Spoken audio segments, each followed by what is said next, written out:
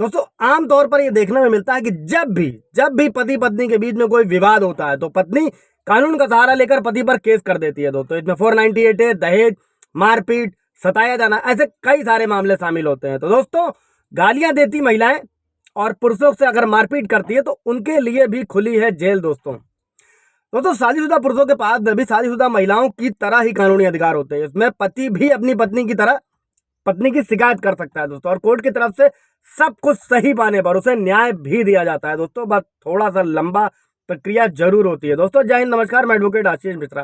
दोस्तों लाइक कर दीजिएगा, शेयर कर दीजिएगा, सब्सक्राइब कर दीजिएगा मेरे चैनल को, और अगर कोई क्वेरी होगी, कोई सवाल होगा तो कमेंट बॉक्स में पूछ लीजिएगा। दोस्तों अभी आज हम लोग इसी मुद्दे को बहुत अच्छे तरीके से समझने वाले हैं दोस्तों कि भारतीय संविधान के अनुच्छेद 15 में यह व्यवस्था की गई है दोस्तों कि किसी भी नागरिक को धर्म, जाति, लिंग के आधार पर भेदभाव नहीं किया जाएगा। इसका मतलब है कि पुरुषों को भी महिलाओं की तरह ही जस्टिस पाने का भी अधिकार है। दोस्तों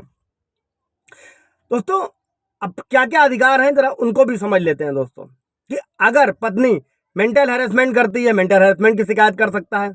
अगर पत्नी हिंसा करती है, उत्पीड़न करती है, उसकी शिकायत की जा सकती है। पत्नी ने दहेज का झूठा केस कर दिया है तो उसकी भी शिकायत की जाती है, इसकी शिकायत की जा सकती है। दोस्तों इसमें यह भी नोट कर लीजिएगा, अगर आपके ऊपर कोई भी झूठी एफआईआर कराई गई है दोस्तों तो ट्रायल कोर्ट में तो आपका केस चल ही रहा है, और अगर आपके पास पर्याप्त सबूत है तो आप हाई कोर्ट में सीआरपीसी 482 के तहत अप्लाई कर सकते हैं, और अगर एफआईआर झूठी है तो सारे सबूत देकर एफआईआर को रद्द करवा सकते हैं। दोस्तों इसके बाद अगर पत्नी अगर गाली देती है, धमकी देती है तो उसकी भी शिकायत की जा सकती है। अगर मायके में रह रही है तो उसकी भी शिकायत की जा सकती है। तो उसके लिए व्यवस्था की गई है हिंदू मैरिज एक्ट सेक्शन 9 में।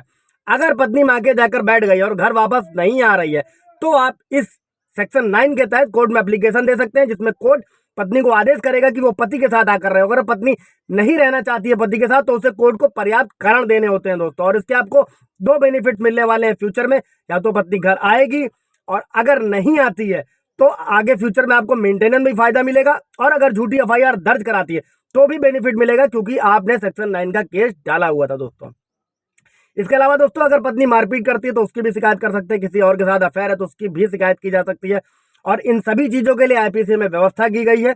जबकि आप अगर मारपीट है, धमकी है तो भी उसकी एफआईआर दर्ज कराई जा सकती है। दोस्तों अभी समझते हैं दोस्तों, अगर पति अपनी पत्नी के खिलाफ कानूनी मदद लेता है तो हिंदू मैरिज एक्ट के तहत वो अपनी पत्नी से मेंटेनेंस भी ले सकता है। दोस्तों हालांकि ये तभी जरूरी हो सकता है, तभी संभव है जब पत्नी नौकरी करती हो। दोस्तों इसके अलावा पत्नी की तरह ही पति भी कोर्ट में तलाक को लेकर याचिका जो है तलाक की याचिका दायर कर सकता है।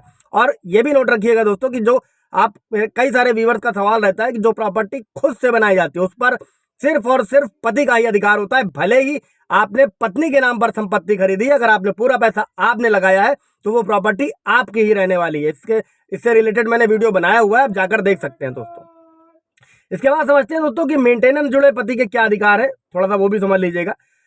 अगर किसी केसेस में हस्बैंड अपनी वाइफ को, और वो कौन से आधार हैं जिन पर हस्बैंड अपनी वाइफ को मेंटेनेंस देने से मना कर सकता है दोस्तों कोर्ट में, जब भी आपको अगर साबित करना है। दोस्तों अगर वाइफ अपने हस्बैंड को बिना किसी रीजन के छोड़कर चली गई है और वो साथ नहीं रहना चाहती है, दोस्तों इसमें सुप्रीम कोर्ट का जजमेंट है कि अगर पत्नी पति के साथ नहीं रहना चाहती है, मतलब नहीं रह रही है, अगर अलग रह रही है तो ऐसी पत्नी को मेंटेनेंस नहीं मिलेगा। दोस्तों इस पर मैंने वीडियो बनाया, इसको भी आप जाकर देख सकते हैं। इसके बाद दोस्तों अगर वाइफ किसी भी तरीके से एडल्ट्री में रह रही है, किसी और के साथ रिलेशन में रह रही है, हस्बैंड के साथ क्रूरता कर रही है, तो भी मेंटेनेंस के लिए मना किया जा सकता है। दोस्तों और अगर वाइफ के पास अपने भरण पोषण के पर्याप्त साधन है, साधारण शब्दों में अगर वाइफ अपना खर्च उठाने में सक्षम है दोस्तों, तो हस्बैंड से इंतरिम मेंटेनेंस भी नहीं मिलेगा। दोस्तों इसमें सुप्रीम कोर्ट का जजमेंट है, नीचे मेरा वीडियो भी आप जाकर देख सकते हैं कि पढ़ी लिखी पत्नी को गुजारा भत्ता की अधिकारी नहीं है। दोस्तों इसके बाद अगर वाइफ की दूसरी शादी हो जाती है, और अगर दोस्तों एक जरूरी चीज और नोट करिए, अगर हस्बैंड खुद की जरूरतों को पूरा करने के लिए या कोर्ट की फीस भरने में भी असमर्थ है, लेकिन उसकी वाइफ जो है वो फाइनेंशियली इंडिपेंडेंट है, तब भी हस्बैंड वाइफ को खर्चा देने से मना कर सकता है। साथ ही ऐसे केसेस में कोर्ट वाइफ को डिवोर्स की कार्रवाई की फीस भरने और हस्बैंड को गुजारा भत्ता देने का भी ऑर्डर कर सकती है। इसका व्यवस्था हिंदू मैरिज एक्ट सेक्शन 24 में किया गया है। दोस्तों कि अगर पत्नी इंडिपेंडेंट है, फाइनेंशियली मजबूत है, कमा रही है, और अगर पति कुछ नहीं कर रहा है तो वो अपनी पत्नी से मेंटेनेंस लगता है, अगर शारीरिक रूप से असमर्थ है तो। इसके बाद बढ़ते हैं दोस्तों कि अगर आप भी न्याय पाने के लिए मुकदमा लड़ना चाहते हैं और इसके लिए आपके पास पैसे नहीं है दोस्तों, तो इसको चिंता करने की आपकी जरूरत नहीं है। सरकार आपको फ्री में एडवोकेट उपलब्ध कराएगी। इसके लिए भारतीय संसद ने विधिक सेवा प्राधिकरण 1987 की स्थापना की गई थी दोस्तों। इसमें गरीबों को फ्री में कानूनी सहायता देने का प्रावधान किया गया दोस्तों, और इसकी व्यवस्था संविधान के अनुच्छेद 39A में भी कहा गया है कि सभी नागरिकों को न्याय मिल सके।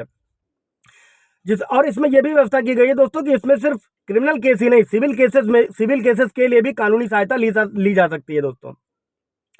अभी करना क्या है दोस्तों कि इसके लिए अगर आपका सुप्रीम कोर्ट में केस चल रहा हो, हाई कोर्ट में चल रहा हो, डिस्ट्रिक्ट कोर्ट में चल रहा हो, फैमिली कोर्ट में चल रहा हो, तो इसके लिए आपको करना क्या है, आप नालसा की वेबसाइट पर विजिट कर सकते हैं। National legal services authority, state legal services authority, district legal services authority, high court online या ऑफलाइन, डिस्ट्रिक्ट कोर्ट, तालुके कोर्ट में भी जाकर आप ऑनलाइन भी अप्लाई कर सकते हैं। इसके अलावा पर्सनली विजिट भी कर सकते हैं। डीएलएसए के ऑफिस है, वहां पर सभी कागज पत्र देकर अगर आप पात्र होंगे तो आपको मुफ्त विधिक सहायता प्रदान की जाएगी दोस्तों। इससे रिलेटेड कोई भी सवाल जवाब होगा दोस्तों पूछ लीजिएगा। Thank you.